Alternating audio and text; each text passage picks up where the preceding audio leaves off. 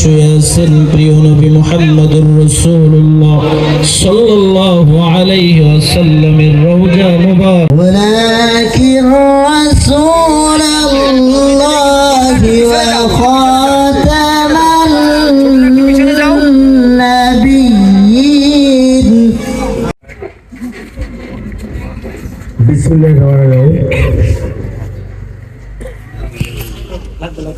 বাংলাদেশ গণপ্রজাতন্ত্রী বাংলাদেশ সরকারের সাবেক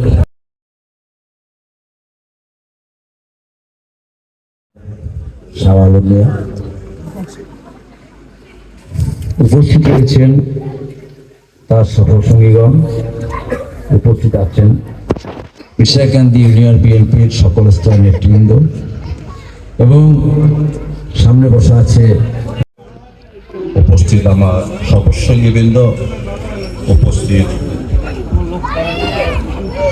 অত্র এলাকার মুরব্বিয়ান। আজকে আমরা সকলে অবগত আছি যে এই বাংলাদেশ স্বাধীনতার জন্য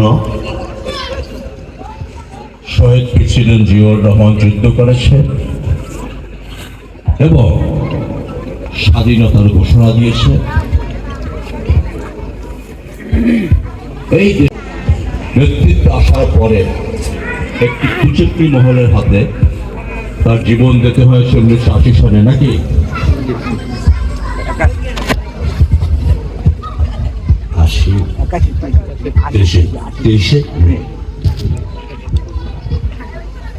তারপরে সবচেয়ে নির্যাতিত নিষ্কাশিত পরিবার যেটি, সেটি হইল শহীদ জিয়ার পরিবারের চাইতে নির্যাতনের শিকার কেউ। আপনারা খেয়াল করেন, আল্লাহ তাআলা সাথে সাথে কবুল করে নিয়েছেন, নাকি? সে বলেছিল এই তারেক যেদিন এদেশে ফিরবে, কি বলেছিল? বীরের বেশে ফিরবে এবং এত মানুষের সমাগম হবে সেটা ঢাকাবাসী দেখবে, বিশ্বে ইতিহাসে থাকবে। এটা কিন্তু দেশনেত্রী এবং খালেদা জিয়ার বাণী ছিল, নাকি?